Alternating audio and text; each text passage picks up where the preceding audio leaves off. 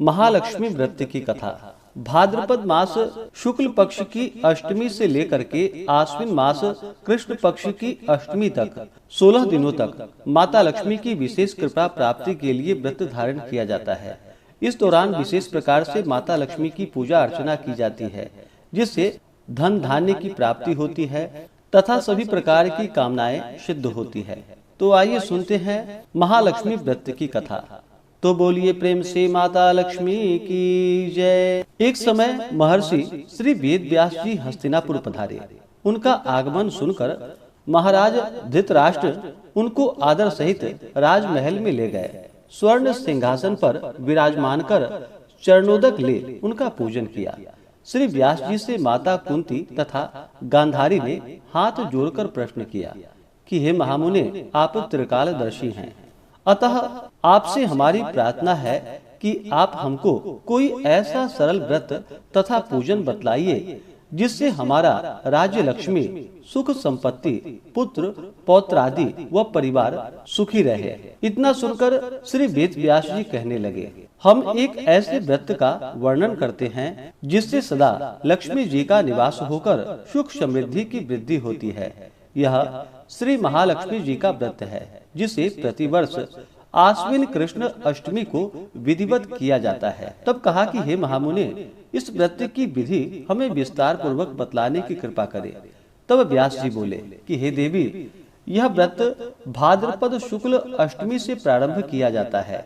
इस दिन स्नान करके 16 सूत के धागों का डोरा बनाए, उसमें 16 गांठ लगाए, हल्दी से पीला करे और प्रतिदिन 16 दूब व 16 गेहूं डोरे को चढ़ाएं और आश्विन यानी कि कुआर कृष्ण की अष्टमी के दिन उपवास रखकर मिट्टी के हाथी पर श्री लक्ष्मी जी की प्रतिमा स्थापित कर विधिवत पूजन करें।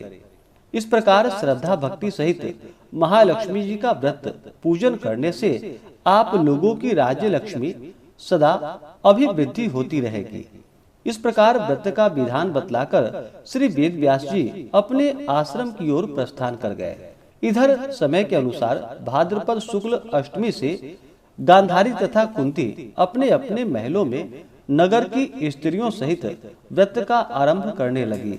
इस प्रकार 15 दिन बीत गए। 16वें दिन आश्विन कृष्ण अष्टमी के दिन गांधारी ने नगर की सभी प्रतिष्ठित महिलाओं को पूजन के लिए अपने महल में बुलवा लिया। माता कुंती के यहाँ कोई भी महिला पूजन के लिए नहीं आई। साथ ही माता कुंती को भी गांधारी ने नहीं बुलाया। ऐसा करने से माता कुंती ने अपना बड़ा अपमान समझा।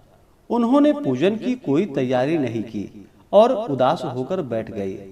जब पांचों पांडव युधिष्ठिर, अर्जुन, भीम, नकुल और सहदेव महल में आए तो कुंती को उदास देखकर पूछा कि हे माता, आप इस प्रकार उदास क्यों हैं? आपने पूजन की तैयारी क्यों नहीं की? तब माता कुंती ने कहा कि हे पुत्र, आज महालक्ष्मी जी का व्रत का उत्सव गांधारी के महल में मनाया जा रहा है। उन्होंने नगर की समस्त महिलाओं को बुला लिया है और उनके 100 पुत्रों ने मिट्टी का एक विशाल हाथी बनाया है, जिस कारण सभी महिलाएं उस बड़े हाथी का पूजन करने के लिए गांधारी के यहाँ चली गई, लेकिन मेरे यहाँ नहीं आई। यह सुनकर अर्जुन ने कहा कि हे माता, आप पूजन की तैयारी करें और नगर में बुलावा लगवा दे कि हमारे यहाँ स्वर्ग के ऐरावत हाथी की पूजा होगी। इधर माता कुंती ने नगर में ढिंढोरा पिटवा दिया और पूजा के विशाल तैयारी होने लगी। उधर अर्जुन ने स्वर्ग से ऐरावत हाथी को बुलवा लिया। इधर सारे नगर में शोर मच गया कि कुंती के महल में स्वर्ग से इंद्र का ऐरावत हाथी पृथ्वी पर उतारकर पूजा जाएगा। समाचार को सुनकर नगर के सभी नर नारी, बालक एवं वृद्धों की भीड़ एकत्रित होने लगी। उधर गांधारी के महल में हलचल मच गई। वहां एकत्र हुई सभी महिलाएं अपनी अपनी थालियां लेकर कुंती के महल की ओर जाने लगी। देखते ही देखते कुंती का सारा महल ठसाठस भर गया। माता कुंती ने ऐरावत को खड़ा करने हेतु अनेक रंगों के चौक पुरवाकर नवीन रेशमी वस्त्र बिछवा दिए।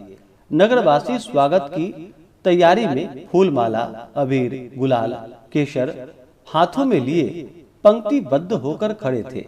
जब स्वर्ग से ऐरावत हाथी पृथ्वी पर उतरने लगा तो उसके आभूषणों की ध्वनि गूंजने लगी। ऐरावत के दर्शन होते ही जय जयकार के नारे लगने लगे। सायंकाल के समय इंद्र का भेजा हुआ हाथी ऐरावत माता कुंती के भवन के चौका में उतर आया। तब सब नारियों ने पुष्पमाला, अबीर, गुलाल, केसर आदि सुगंधित पदार्थ चढ़ाकर उसका स्वागत किया। राज्य पुरोहित द्वारा ऐरावत पर महालक्ष्मी जी की मूर्ति स्थापित करके वेद मंत्रोच्चारण द्वारा पूजन किया गया। नगर वासियों ने भी महालक्ष्मी पूजा की। फिर अनेक प्रकार के पकवान लेकर ऐरावत को खिलाया और यमुना का जल उसे पिलाया। फिर राज्य पुरोहितों द्वारा स्वस्ति वाचन करके महिलाओं द्वारा महालक्ष्मी का पूजन कराया गया। इसके बाद 16 गांठों वाला डोरा लक्ष्मी जी को चढ़ाकर अपने अपने हाथों में बांध लिया। ब्राह्मणों को भोजन कराया गया। दक्षिणा के रूप में स्वर्ण आभूषण, वस्त्र आदि दिए गए। तत्पश्चात महिलाओं ने मिलकर मधुर संगीत लहरियों के साथ भजन कीर्तन कर संपूर्ण रात्रि जागरण कर महालक्ष्मी व्रत का जागरण किया। और फिर दूसरे दिन प्रातः राज्य पुरोहित द्वारा वेद मंत्रोच्चारण के साथ जलाशय में महालक्ष्मी जी की मूर्ति का विसर्जन किया गया। फिर ऐरावत को विदा कर इंद्रलोक को भेजा गया। इस प्रकार जो स्त्रियां श्री महालक्ष्मी जी का विधि पूर्वक व्रत एवं पूजन करती हैं, उनके घर धन धान्य से पूर्ण रहते हैं तथा उनके घर में महालक्ष्मी जी का सदा निवास रहता है। इस हेतु महालक्ष्मी जी की यह स्तुति अवश्य करनी चाहिए। महालक्ष्मी नमस्तुभ्यम, नमस्तुभ्यम सुरेश्वरी, हरि प्रिये नमस्तुभ्यम, नमस्तुभ्यम दयानिधे। तो बोलिए प्रेम से माता लक्ष्मी की जय।